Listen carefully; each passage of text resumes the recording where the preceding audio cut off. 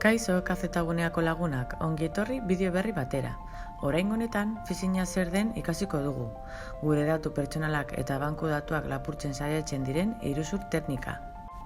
Horretarako, arazo baten berri ematen duen gure bankua edo pakete enpresa baten itxura hartzen dute eta hori konpontzeko gure kontuan sartu behar dugula adierazten duten esteka erabiliz.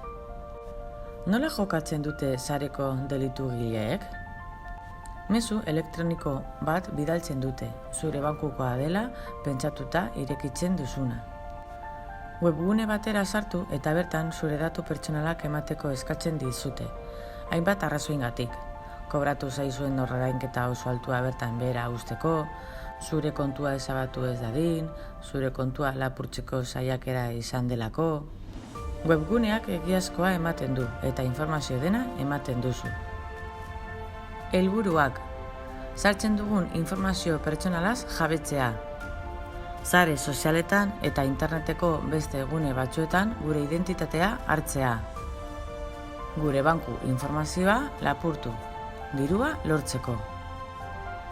Phishing iruzurraren biktima ez izateko aholkuak. Zur egon banku erakundeetako edo zerbitzu ezagunetako mezuak diruditenen aurrean. Ez fidatu, bankuek ez dute inoiz datu pertsonalik eskatzen mezu elektroniko edo telefono bidez. Susmoa hartu testuan akats gramatikalik badago. Bezero agurgarria, jakinarazpena erabiltzaileei edo lagun maitea bezalako agur anonimoak jasotzen badituzu, izurrak dira. Mezuak ordu gutxi batzuetan erabaki bat hartzera behartzen bazaitu, seinale txarra da. Baieztatu URL-a helbidearen egiazkotasuna. Ez sakatu estekan. Webgunera sartu nahi baduzu, sartu zuzeneko bilaketa baten bidez. Ezabatu beti datuak eskatzen dizkizun edozein mezu.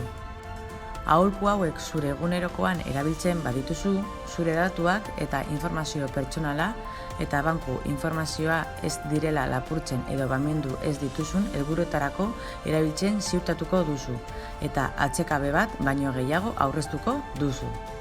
Bideoa lagungarria izatea espero dugu. Hurrengora arte!